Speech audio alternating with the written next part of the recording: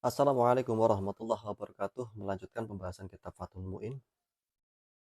Qala musannif rahimahullahu ta'ala wa nafa'ana bihi fid dharaini amin.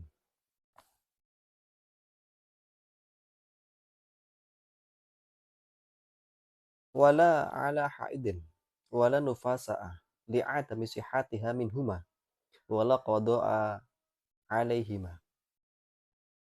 Wala ala haidin, dan tidak kepada seorang yang haid, wa nufasa'a, dan tidak kepada seorang yang nifas, li'adami sihatiha minhuma, karena ketidaksahannya kepada keduanya.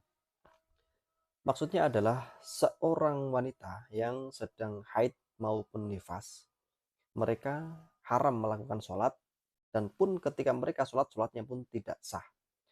Maka dari itu, seorang yang haid dan seorang yang nifas, karena mereka tidak diwajibkan melakukan sholat, pun mereka juga tidak disunahkan maupun tidak diwajibkan untuk mengganti atau mengqadha sholatnya. Jadi orang yang haid itu tidak mengganti sholatnya yang ditinggalkan ketika mereka haid maupun nifas.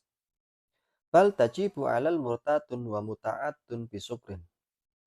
Akan tetapi diwajibkan mengganti sholatnya kepada seorang yang murtad dan seorang yang mabuk secara sengaja.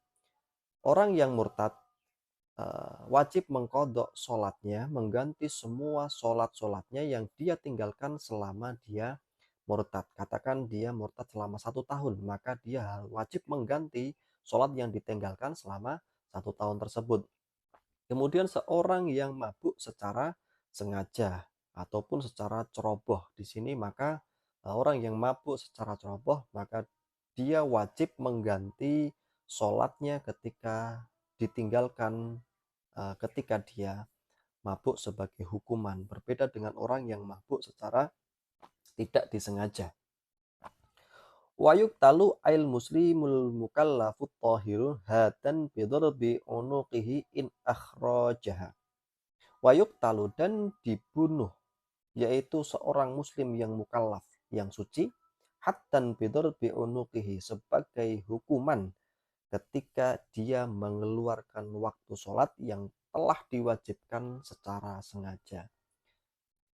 Tentunya hukum ini hanya berlaku ketika di zaman Nabi, di zaman ulama, dan di negara-negara yang menganut hukum syariah. Seperti yang kita tahu bahwa di era modern ini tidak ada satupun negara yang menerapkan hukum ini.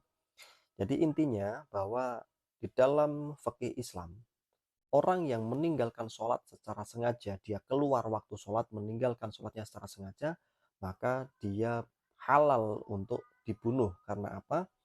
Orang yang mengeluarkan waktu sholat secara sengaja dan menentang sholat itu dihukumi kafir. Maka seorang yang kafir seperti ini di dalam Islam halal darahnya.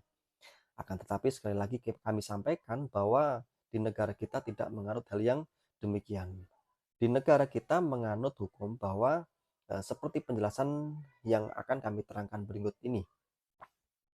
Ingkanat kasalan ma'itiqatin wujubihi illam yatub ba'dal istitabiha. Wa 'ala nadbil istitabahi la yadmanu man qatalahu qabla taubatin lakinnahu ya'tum. Jadi intinya pada negara kita lebih menganut hukum yang lebih ringan, yaitu apa? Orang yang meninggalkan sholat secara sengaja, menentang sholat, maka mereka dianjurkan untuk diperingatkan dan disuruh untuk bertobat, tidak dibunuh. Jadi kita menganut hukum yang lebih ringan di sini. Karena apa? Ulama yakin bahwa Allah Maha Pengasih, Allah Maha Pengampun, maka kita sebagai sesama muslim wajib memperingatkan kepada dia, wajib memberi peringatan, wajib mengingatkan, dan wajib menyuruh kepada seseorang tersebut untuk bertobat agar melaksanakan sholat. Demikian penjelasan dari kami, semoga bermanfaat. Kita lanjut di pembahasan berikutnya. Wabillahi taufiq wal hidayah. Wallahu a'lam bishawab. Wassalamualaikum warahmatullahi wabarakatuh.